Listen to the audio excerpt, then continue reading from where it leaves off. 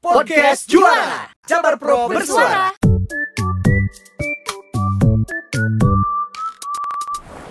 Assalamualaikum warahmatullahi wabarakatuh. Salam sejahtera bagi kita semua. Sampurasun. Kembali lagi di Podcast Juara Jabar Pro Bersuara bersama saya Yudi Reven. Wargi Jabar selalu ada cerita dalam sebuah perjuangan. Itu juga yang dirasakan kontingen PON Jawa Barat. Mereka berjuang dengan sungguh-sungguh untuk mengharumkan nama Jawa Barat di PON ke-20 Papua 2021. Juara umum adalah hasil terbaik yang mereka raih. Perolehan medali emas terbanyak menjadi bukti bahwa Jabar memang juara. Selain prestasi, mereka juga tentu membawa oleh-oleh yang siap dibagikan kepada wargi Jabar dari bumi Cendrawasih. Namun oleh-olehnya memang bukan berupa materi, melainkan kisah menarik selama berlaga membawa nama Jawa Barat. Telah hadir tentunya bersama saya ada Kang Andri dan Kang Fadlan. Apa kabar? Alhamdulillah baik. Baik, oke. Kang, selamat datang tentunya di Podcast Juara Jabar Pro Bersuara. Ada pepatah mengatakan tak kenal maka tak sayang ya. Oke, tapi sebelum sayang kita kenalan dulu ya. Oke, mungkin wargi Jabar juga pengen tahu lebih detail, lebih dekat lagi sama Kang Andri dan Kang Fadlan. Silakan, Kang Andri. Perkenalkan, nama saya Andri Agus Mulyana. Saya tinggal di Situ Ciburui, Kecamatan Padalarang, Kabupaten Bandung Barat. Oke, selanjutnya mungkin saya Fadlan Prawira, atlet renang Jawa Barat, kemarin mewakili di PON. Oke, luar biasa seperti kita lihat ya wargi Jawa Barat dari medalinya ini banyak banget nih. Oke, kalau boleh tahu dari nomor cabang apa nih kalau boleh tahu nih Kang Andri? Saya di nomor dayung. Nomor dayung, Ya, oke. turun di nomor kayak 2 sama kayak 4, terus perahu naga. Oke, kalau boleh tahu ini prestasinya apa aja? Ini banyak banget emasnya ya. Waduh, kalau dilihat, wih mantep banget ini. Wih shiny ya. Oke, ada berapa medali yang diraih tentunya, Kak Andri?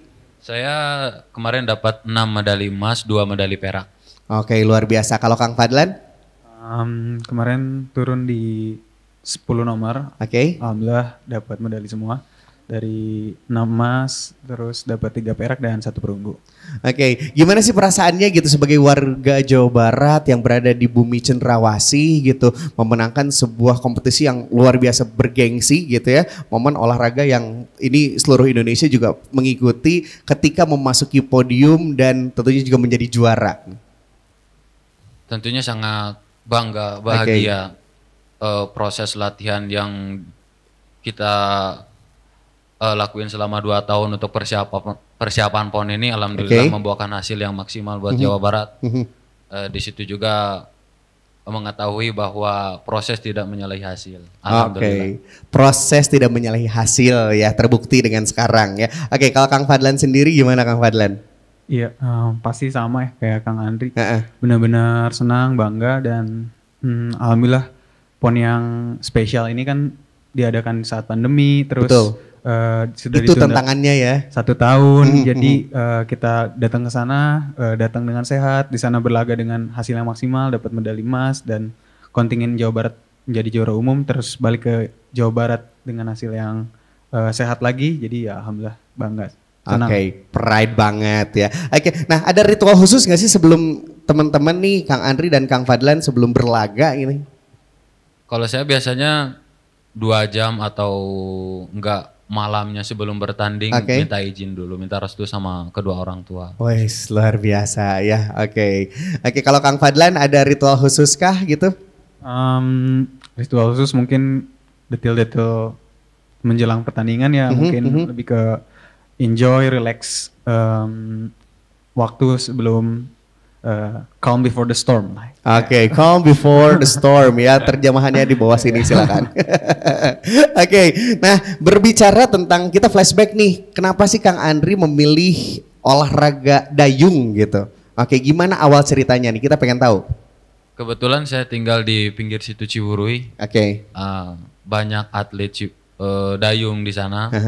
Pertamanya lihat dulu kawan waktu SMP, lihat latihan, udah gitu ada pikiran kok kayak enak gitu latihan dayung. Pertama nyoba dulu. Mulai seriusnya kelas 1 SMA. Pertama nyoba-nyoba terus kedagihan gitu ya. Pernah. Itu dimulai kapan tadi? kelas 2 SMP 2009 awal. 2009. Oke. Nah, mulai diseriuskan itu kapan, Kang? 2010. 2010. Jadi setelah 2009, 2010 serius nih. Serius. Saya ingin jadi atlet dayung gitu. Oke, luar biasa. Ketika itu minta izin sama orang tua gitu, terus gimana? Awalnya orang tua nggak mengizinkan karena ibu saya dulu orangnya kan khawatiran gitu. Oh, oke. Pertama latihan dayung itu kan nggak bisa langsung duduk. Butuh 2 bulan sampai 3 bulan tergantung kitanya penyesuaiannya gimana gitu. Untuk bisa duduk di perahu itu. Nah, ibu saya pernah melihat saya waktu belajar jatuh di tengah danau gitu. Takut waktu hujan-hujan. Udah katanya nggak usah dayung lagi gitu.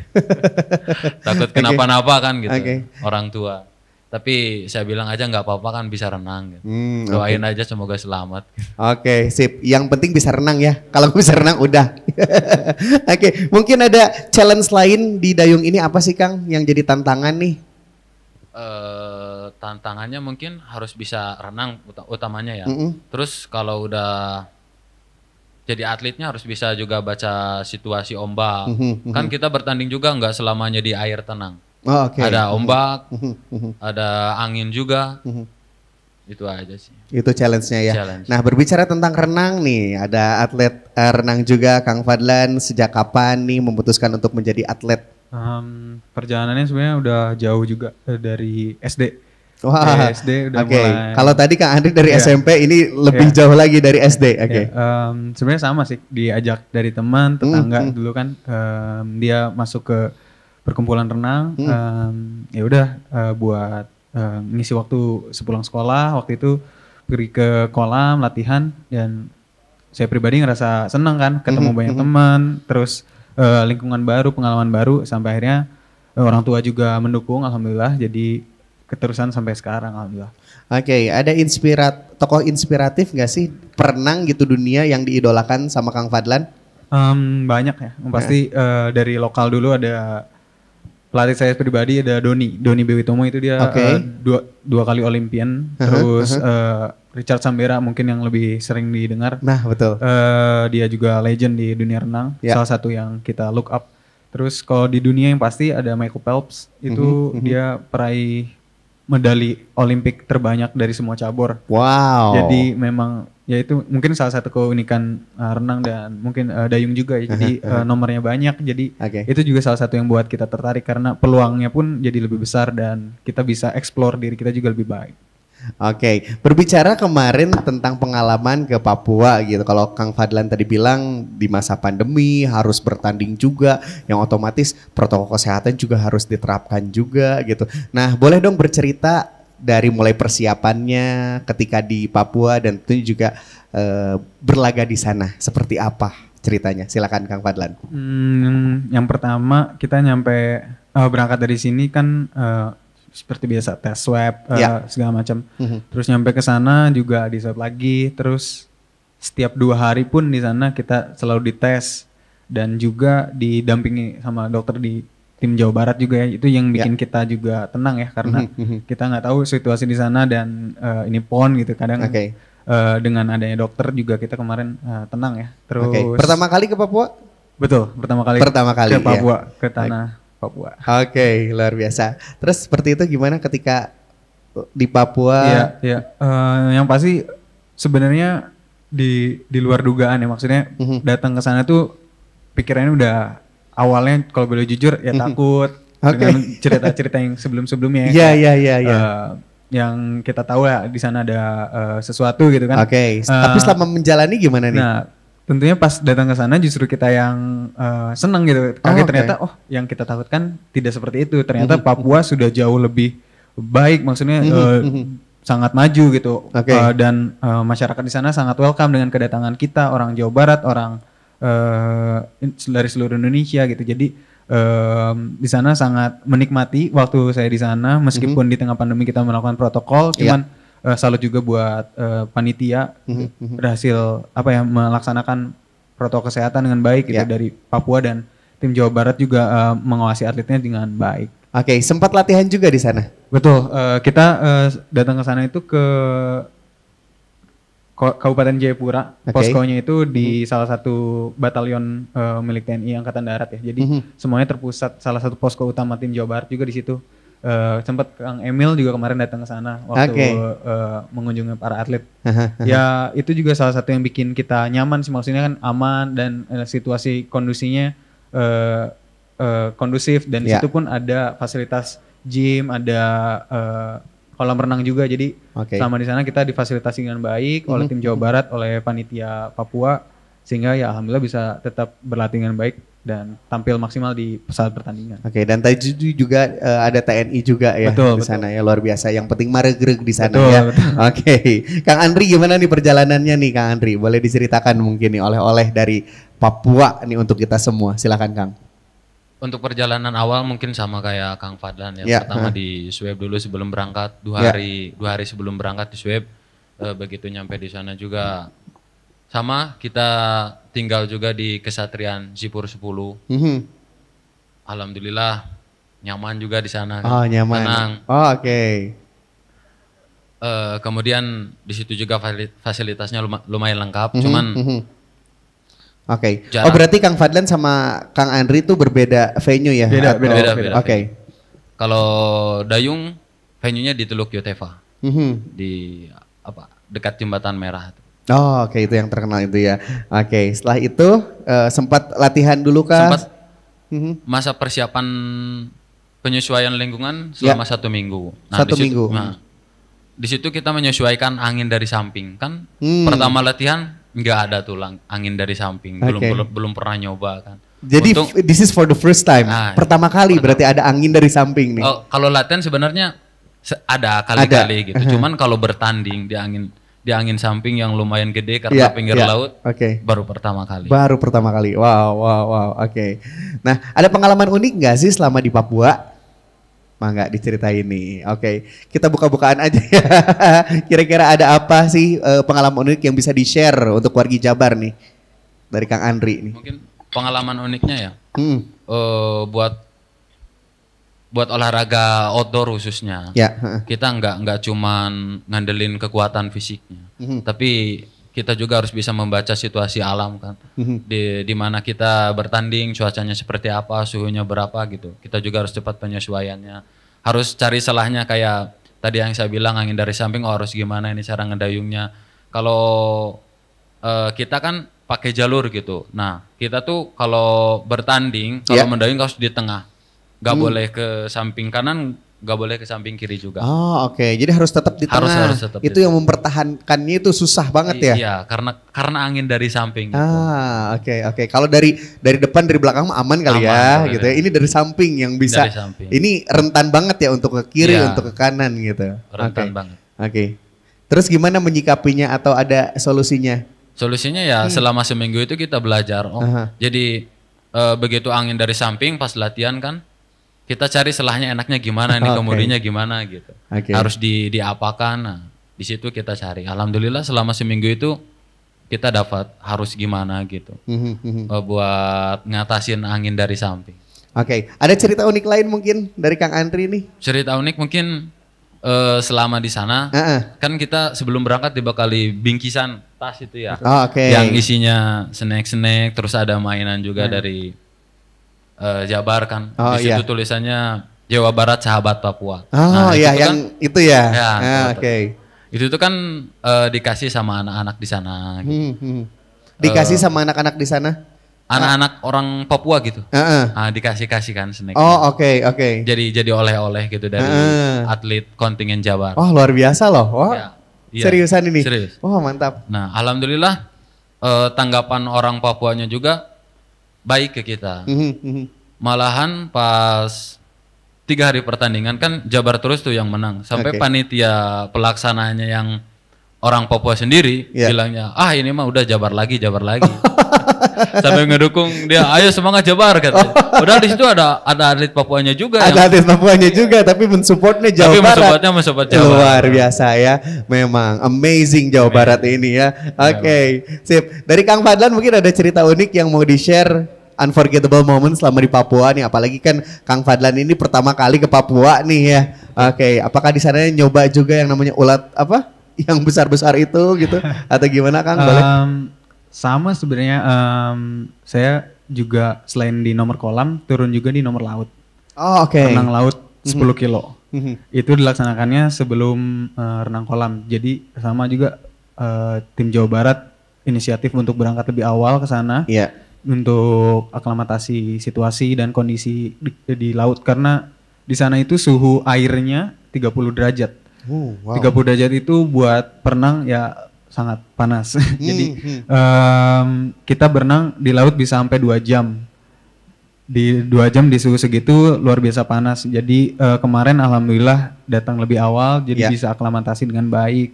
Terus secara venue sih luar biasa sangat terpukau lah dengan alam Papua ya.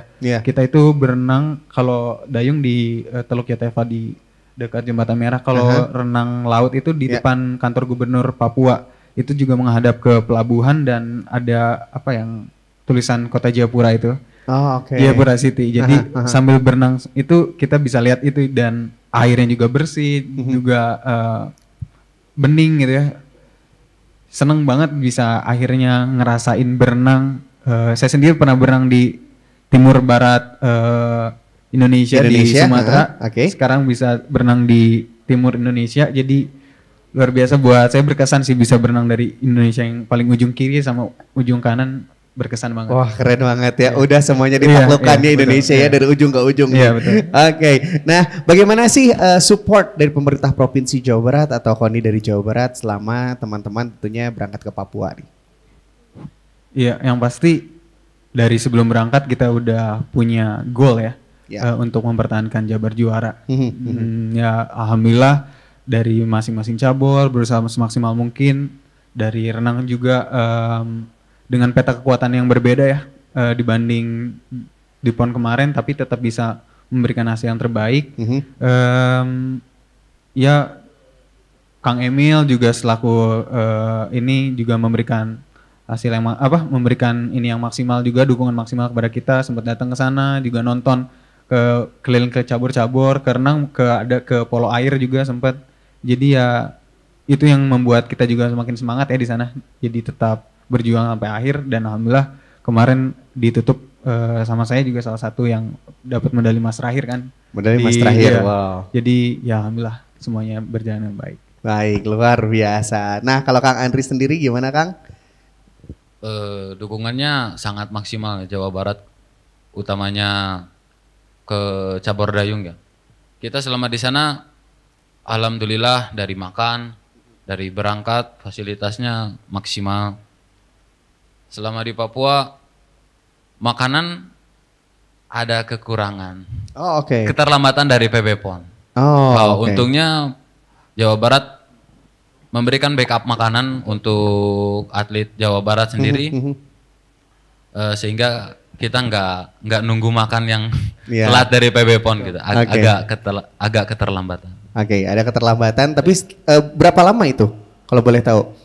Berapa hari maksudnya? Minggu-minggu awal. Minggu-minggu awal. Oke. Minggu keduanya udah mulai agak sudah teratur kembali gitu ya. Oke, apalagi kalau misalnya atlet itu kan nutrisinya harus terjaga gitu ya, makanannya harus tepat gitu ya.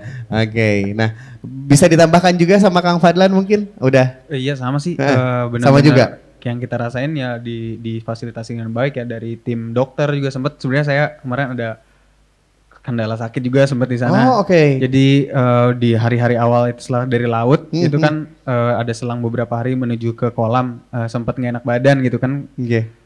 Mohon bahasa Indonesia masuk angin gitu ya. Cuman kan itu lebat angin senanya.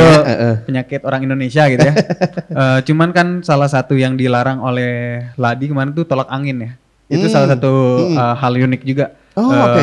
Tolak anginnya termasuk doping. Nah jadi kemarin itu rada lumayan gitu. Jadi alhamdulillah sama dokter Jawa Barat dilayani dengan baik, sembuh sampai akhirnya sebelum pertandingan di kolam tuh udah bisa fit maksimal lagi. Oke, baru tahu ya bahwa tolak angin itu doping ya ternyata ya. Wow, oke, ini baru tahu juga nih. Oke, ada cerita-cerita unik lain lagi dari Kang Andri mungkin selama dayung. Oke, ada lawan yang paling susah nggak dikalahkan gitu selama dayung? Mungkin lawan yang paling susah kemarin yang ngalahin kita kemarin ya. Oh, oke. Yang ngalahin Jabar, khususnya nomor putra, nomor di saya gitu. Nomor putra, oke. Kalimantan Tengah. Kalimantan Tengah. Oke. Untuk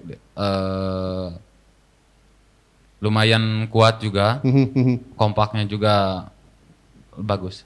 Oke. Nah, kalau dari renang sendiri ada lawan yang tertangguh nggak dari provinsi lain gitu?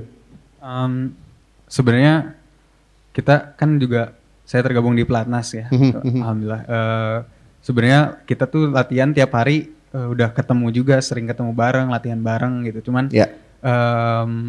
udah tahu kekuatan masing-masing. Cuman yang ini salah satu keunikan juga, mungkin nggak hanya di PON, cuman multi event ini juga suka memberikan kejutan dan juga lahirnya atlet-atlet baru yang muda gitu. Jadi kemarin salah satu di beberapa nomor ada perenang-perenang dari daerah lain yang mencuat gitu, muncul ya.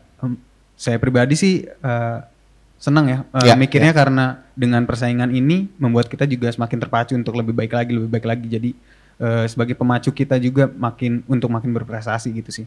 Jadi lawan kemarin ya mungkin ada datang dari tim pelatnas, cuman ya baik lagi kita kemarin tetap berpikir positif, jadi bisa tetap hasil yang maksimal juga. Luar biasa. Oke. Mungkin saya sama wargi Jabar penasaran nih sama medali yang diraih. Boleh saya pegang gitu ya, karena ini adalah kesempatan yang luar biasa memegang medali para pemenang gitu ya. Oke, Kang boleh saya lihat mungkin. Oke, dan mungkin dilihatin juga ke wargi Jabar secara detail mungkin ya. Nah, seperti apa sih medali PON teh gitu ya. Nah, kita bakalan lihat. Ini mungkin yang paling lengkap dari Kang Fadlan nih, karena semuanya ada ya. Ada emasnya juga, ada silvernya juga, ada perunggunya juga. Wow, mantap. Nih, ini kebanggaan Jawa Barat banget tentunya.